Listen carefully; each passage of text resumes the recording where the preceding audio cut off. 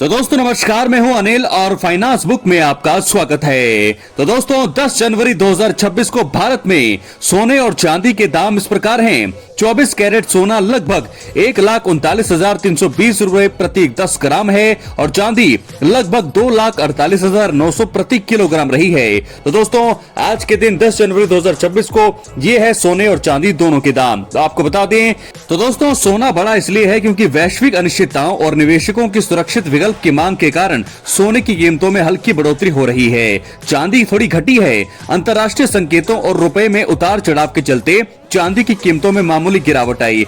शहरवार दरें दिल्ली, मुंबई, चेन्नई और जयपुर जैसे बड़े शहरों में 24 कैरेट सोना लगभग 1.40 लाख रुपए प्रति 10 ग्राम तक पहुंच गया है। तो दोस्तों ध्यान देने वाली योग्य बातें कुछ इस प्रकार है कि बताए गए भाव जीएसटी और मेकिंग चार्जेस को छोड़कर हैं। स्थानीय ज्वेलर्स और बाजार की सिचुएशन के हिसाब से दरों में हल्का अंतर हो सकता है।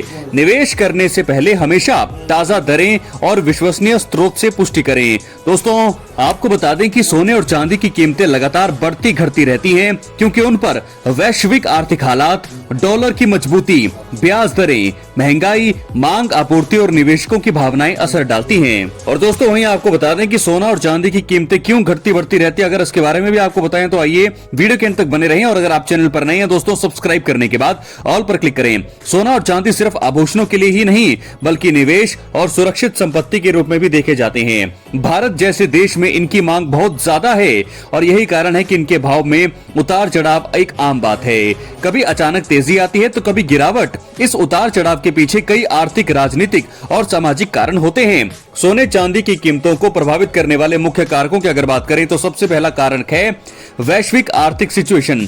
जब वैश्विक अर्थव्यवस्था अस्थिर होती है निवेशक सोने को सुरक्षित विकल्प मानते हैं।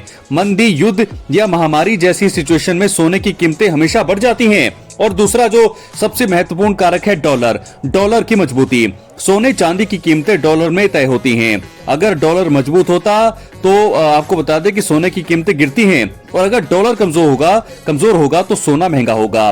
ब्याज दरें, जब ब्याज दरें बढ़ती हैं तो लोग बैंक और बॉन्ड में निवेश करते हैं जिससे सोने की मांग घटती है। ब्याज दरें घटने पर सोने की मांग बढ़ जाती है। त्योहारों और शादी के सीजन में भारत में सोने की मांग बढ़ जाती है। चांदी की मांग औद्योगिक उपयोग जैसे इलेक्ट्रॉनिक्स, सोलर पैनल में जुड़ी होती है। महंगाई बढ़ने पर लोग सोने में निवेश करते हैं क्योंकि ये मूल्य को सुरक्षित रखता है। महंगाई घटने पर सोने की कीमतें भी स्थिर हो जाती हैं। और वहीं हाल के रुझान, नवंबर 2025 में सोने की कीमतें 1,25,900 प्रति 10 ग्राम तक थी जबकि चांदी 1,55,760 प्रति किलोग्राम। नवंबर 2025 में लगातार 3 दिन सोने चांदी में गिरावट दर्ज हुई लेकिन एक्सपर्ट्स का मानना था कि ये गिरावट अस्थायी है और आगे कीमतें फिर बढ़ सकती हैं।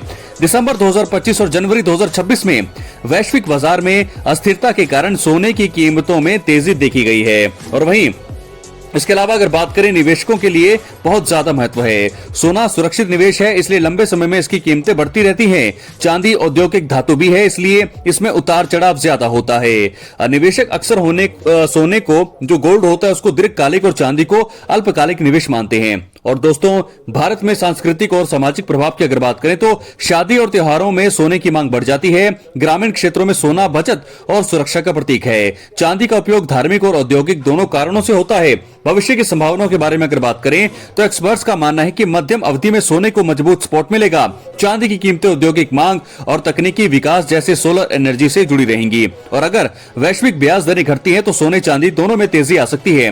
तो इसका डिस्क्लेमर ये है, सोने और चांदी की कीमतें कई कारणों पर डिपेंड करती हैं। कभी वैश्विक संकट इन्हें ऊपर ले जाता है तो कभी डॉलर की मजबूती उन्हें नीचे गिरा देती है।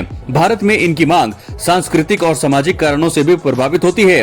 एक्सपर्ट्स के लिए यह समझना जरूरी है, इन्वेस्टर्स के लिए, कि सोना दीर्घकालिक सुरक्षा देता है जबकि चांदी में उतार चढ़ाव तो ज्यादा होता ही है। तो सारांश की अगर बात करें तो सोने चांदी की कीमतें वैश्विक अर्थव्यवस्था, डॉलर, ब्याज दरें, महंगाई और मांग आपूर्ति से प्रभावित होती हैं। और भारत में त्योहार और शादी का सीजन भी इनकी कीमतों को इफेक्ट करता है।